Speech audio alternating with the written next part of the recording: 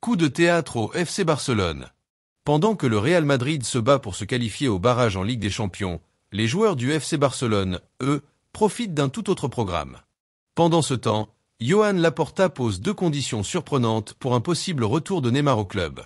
Et ce n'est pas tout. Une offre colossale de 200 millions de dollars arrive sur la table pour l'une des stars les plus importantes du Barça. Que va décider le club?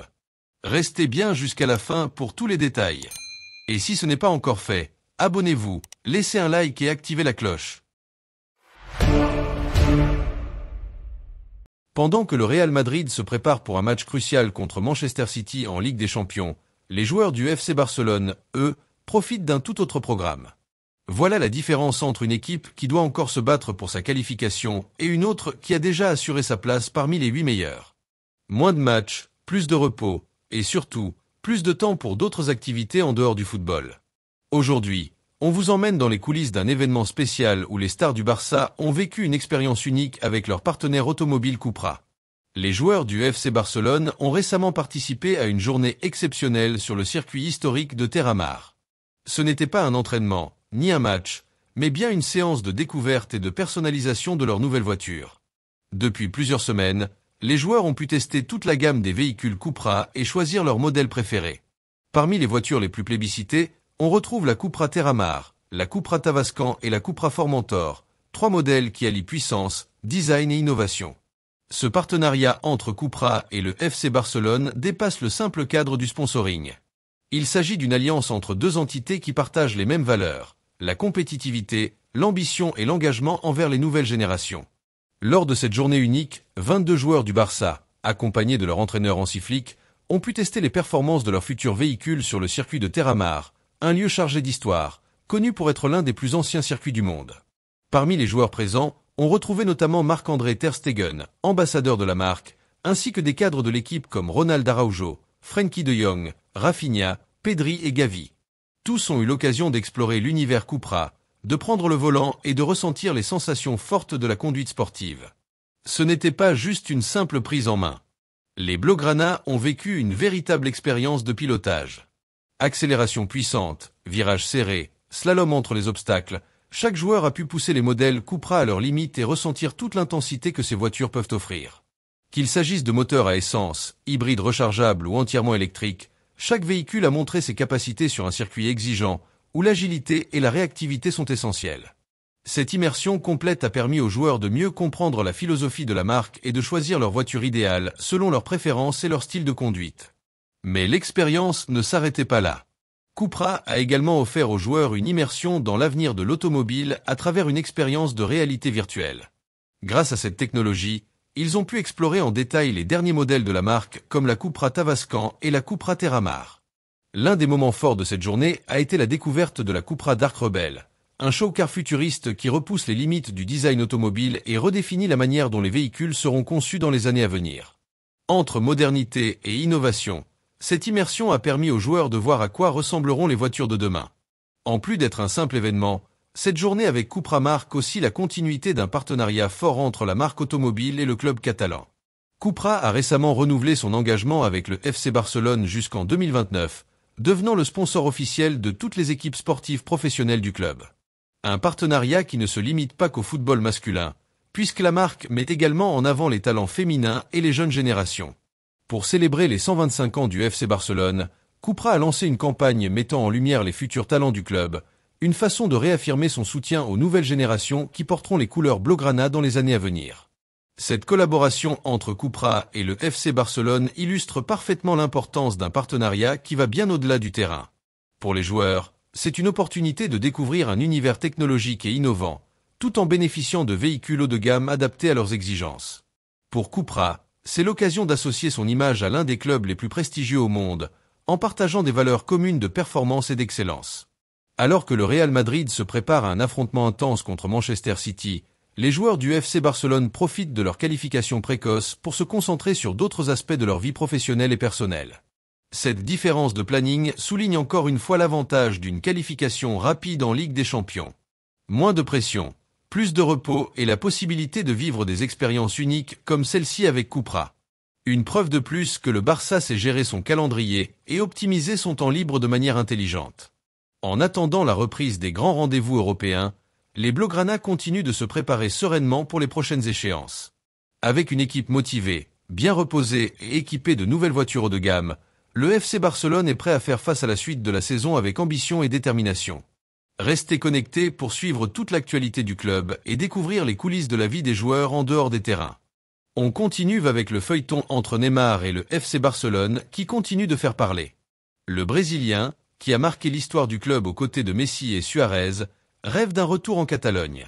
Mais cette fois, les choses ne sont pas si simples. Joan Laporta a décidé de poser ses conditions et ne compte pas ouvrir la porte trop facilement.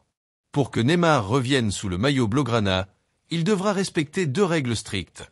D'abord, il doit arriver gratuitement, sans que le Barça ne dépense un seul centime en frais de transfert. Ensuite, et c'est peut-être la condition la plus difficile, il doit être en pleine forme physique, sans aucune trace de blessure. Le club catalan ne veut pas prendre de risques financiers ni se renforcer avec un joueur dont l'état physique reste incertain. Pour retrouver le Barça, Neymar devra prouver qu'il peut encore évoluer au plus haut niveau. Mais ce n'est pas le seul obstacle sur son chemin. Hansi Flick, l'entraîneur du Barça, a déjà fait comprendre qu'il ne comptait pas sur Neymar dans son projet. Pour lui, l'équipe est en reconstruction et mise sur l'avenir avec des jeunes talents comme Lamine Yamal et Rafinha.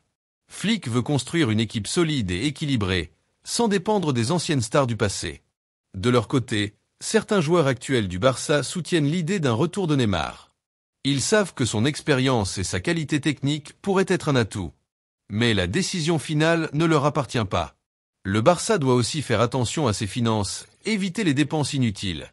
Le club veut se stabiliser et ne pas retomber dans les erreurs du passé en misant sur des joueurs qui ne garantissent pas une régularité sur le terrain. Et si Flick insiste pour refuser Neymar, c'est aussi parce qu'il craint que le vestiaire ne soit déstabilisé par sa présence. Neymar, de son côté, est clair sur ses intentions. Il veut revenir en Europe et jouer dans un grand club. Et s'il avait le choix, il privilégierait le FC Barcelone. Mais correspond-il encore aux besoins du club actuel? C'est la question qui divise les dirigeants et les supporters. Certains rêvent de le voir briller une dernière fois avec le maillot blaugrana. D'autres estiment qu'un retour serait une erreur et qu'il vaudrait mieux tourner la page pour de bon. Le suspense reste entier. Si Neymar accepte les conditions de Laporta et parvient à convaincre Flick qu'il peut encore apporter quelque chose à l'équipe, alors tout reste possible. Mais si un seul de ces obstacles n'est pas surmonté, le Brésilien devra se tourner vers une autre destination pour la suite de sa carrière. L'avenir de Neymar dépendra de sa capacité à prouver qu'il est encore au niveau. Son retour au Barça est-il un pari gagnant ou une fausse bonne idée? La réponse viendra avec le temps et surtout avec les performances du joueur sur le terrain. On termine avec une bombe léculée. Le football arabe revient en charge avec leurs offres stratosphériques, et cette fois le protagoniste n'est autre que le FC Barcelone. Les clubs saoudiens, connus pour leurs offres incroyables, reviennent à la charge. Après avoir tenté d'attirer des stars comme Vinicius Junior et Rodrigo, leur nouveau grand objectif se trouve en Catalogne. Et il s'agit de Rafinha. Oui, le même Rafinha qui, il n'y a pas si longtemps, était sur la liste des transferts et que personne ne semblait vouloir. Aujourd'hui, sous les ordres de Hansi Flick, il est devenu un joueur essentiel du Barça. Et ce que l'Arabie Saoudite propose pour lui est tout simplement incroyable. Le club saoudien Al Ahly de Jeddah est prêt à frapper un énorme coup en recrutant l'ailier brésilien. Et il ne compte pas regarder à la dépense. Selon les dernières informations, il serait prêt à mettre près de 200 millions d'euros sur la table. Et attention, ce chiffre pourrait encore augmenter en fonction des négociations.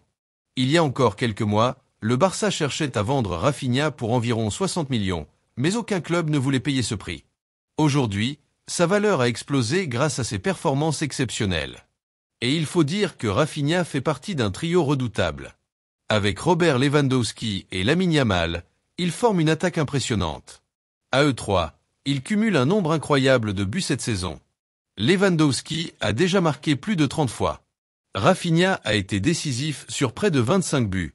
Lamine, malgré ses 17 ans, a déjà trouvé le chemin des filets plus de 10 fois. En tout, le Barça a inscrit plus de 110 buts en un peu plus de 35 matchs. Des statistiques tout simplement incroyables. Face à ces performances, la direction du Barça a changé d'avis.